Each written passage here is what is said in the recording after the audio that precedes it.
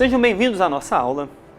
Nossa segunda aula de hoje, eu espero que você tenha adquirido então o material, a revista desse novo trimestre, Ícones da Nova Aliança, pastor Gesiel Gomes. Também gostaria de destacar e lembrar que existe o QR Code com material extra que você pode adquirir quando você escanear. É um subsídio a mais para a sua aula, você que é professor e precisa de um conteúdo de qualidade para então lecionar ou ministrar essa aula ante a igreja ou uma classe normal. Nossa segunda lição é Mateus de publicano a apóstolo. Então, vai falar do apóstolo Mateus. Diante de ser apóstolo, até então, ele recebeu o seu apostolado. É bem interessante pensar no status quo da Palestina do primeiro século.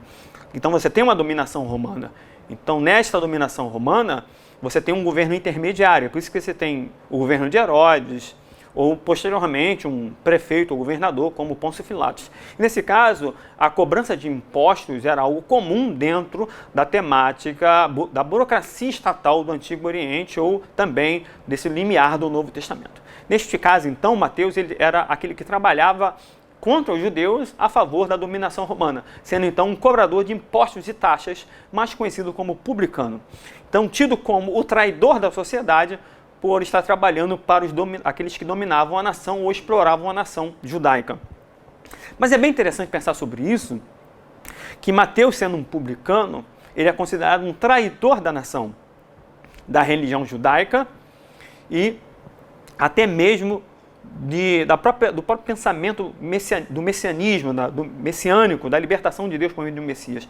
Mas ele, sendo considerado traidor por ser publicano, ele não traz Jesus. Mas aquele homem, Judas Iscariotes, que era um único da região da Judéia, que seria um tesoureiro, aquele que era o de confiança, esse então que trai. Olha como é interessante, olha a ironia da construção textual. Aquele que era o publicano, considerado traidor, não trai, mas aquele que era considerado o fiel, o melhor, é aquele que vai trair Jesus. Então, pensando em Mateus, de publicano a apóstolo, podemos perceber que ele é um discípulo transformado. Então, ele vai ouvir falar de Jesus, ele vai receber Jesus, vai fazer uma festa. Então, podemos perceber algumas qualidades de Mateus. Ele é um homem letrado, ele trabalha para o Império Romano, Marcos 2,14a. Ele é um homem de decisão, Marcos 2,14b. Ele convida Jesus. Ele chama Jesus para sua casa, ele faz uma festa mostrando então que ele está mudando de vida.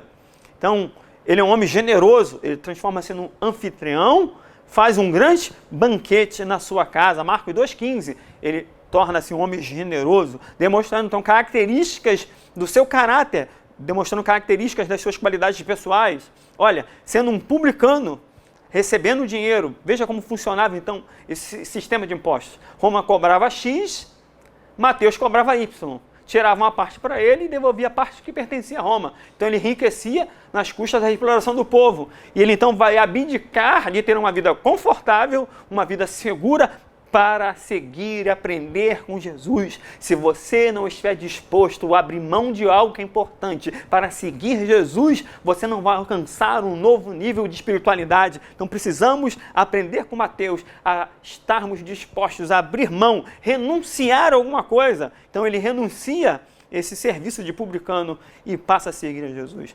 Ele passa então também a ser um apologista, pensa nisso. Ele vai testemunhar a respeito das Escrituras, ele vai ser um servo dedicado, ele vai, um dos poucos, no caso, vai falar, no caso dos evangelhos.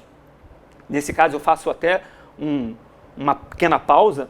Existe esse texto que você pode adquirir, não é um livro de apoio, lendo os evangelhos com sabedoria, lembrando que esse livro é de Jonathan Pennington, então é um livro bem interessante, pode te ajudar a entender esse contexto do Novo Testamento, já que temos Mateus, João Batista, Marcos, Lucas, Pedro, vai te ajudar a entender esse contexto político, social e econômico, pode te ajudar como subsídio, então, não sendo, é claro, o livro de apoio, mas pode contribuir para um aprofundamento do seu estudo. Então, indico essa obra para você adquirir também. Pensando dessa forma, vamos que Mateus, ele vai ser um apologista, ele vai defender o nascimento virginal, Mateus 1, 18 a 25, que Jesus, Maria no caso, era virgem e fala do nascimento virginal de Jesus. Ele vai ser um apologista, no final do evangelho vai dizer, olha, esse papo que foi roubado o corpo é mentira dos judeus. Eles pagaram o sumo sacerdote, né, a hierarquia, né, a burocracia sacerdotal, estatal do templo, pagou para que houvesse a divulgação dessa mentira. Então ele, ao mesmo tempo que fala de grande verdade do evangelho do reino, ele vai, dessa maneira, ser um apologista, ele vai defender o nascimento virginal e defender a ressurreição corporal de Jesus. Então são características interessantes.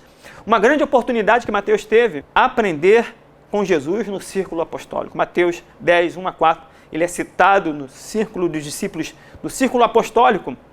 Outra oportunidade que ele tem, escrever uma biografia de Jesus, ou seja, o Evangelho sobre Jesus Cristo, fazendo alusão e citação direta ou indireta, 63 vezes do Antigo Testamento dentro do seu Evangelho, tendo uma estrutura fabulosa, trazendo Jesus superior à lei, superior a Moisés. E é algo bem interessante. É claro que, como um ser humano, ele vai ter as suas fraquezas no momento, antes de conhecer Jesus. A ganância, quando trabalhava como publicano, coletor de impostos e taxas. E depois uma certa descrença, Marcos 16, 11 e 13.